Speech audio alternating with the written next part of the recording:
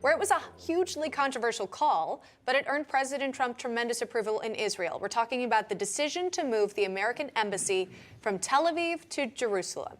It's been 5 years since that announcement and the beginning of Middle East foreign policy momentum that led to the Abraham Accords.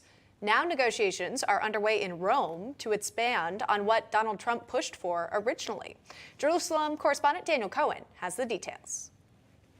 The Abraham Accords Global Leadership Summit in Rome is on. It's an historic, first-of-its-kind meeting of ambassadors, diplomats, scholars, and entrepreneurs to build out the early success of the Accords to countries outside the Middle East. Momentum for the event started to build December 6, 2017, when President Trump made good on a promise, also made by his predecessors but not fulfilled, to relocate the American embassy from Tel Aviv and recognize Jerusalem as Israel's capital. The embassy was officially opened in May 2018, coinciding with the 70th anniversary of Israel's rebirth.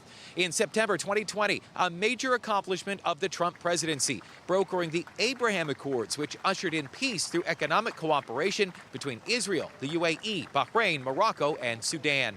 Danny Danon is Israel's 17th permanent ambassador to the UN and one of the delegates at the summit focused on expanding the accords. I'm very excited to be here in Rome with so many dignitaries from all around the world to celebrate the Abraham Accords. I was very involved in drafting the agreements, and here we are today with countries from 6 continents coming to learn about how we make peace in the Middle East.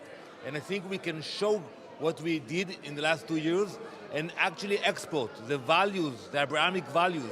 Ambassador Danon also serves as a Knesset minister in the upcoming Israeli government being formed by Prime Minister-designate Benjamin Netanyahu. Danon came to Rome with news. He says Bibi's first official state visit will be to the UAE to affirm Israeli ties with the Arab world. His first visit will be to Abu Dhabi. That will be a sign to the world that we will focus on the Abraham Accords. And I believe that within the next year, we're going to have agreements with more countries, hopefully the Saudis. We want to have peace with the Saudis. It can happen this year. America could benefit strategically from improved relations between the Saudis and Israelis. Egypt is another country said to be considering joining the accords. The major sticking point, the Israeli-Arab conflict in Israel. This summit has Jews, Muslims, and Christians discussing more than tolerance, but coexistence, sitting side by side. It's an encouraging sign that may offer hope of new Middle East relations to come. Now back to you. That is Daniel Cohen reporting there from Jerusalem.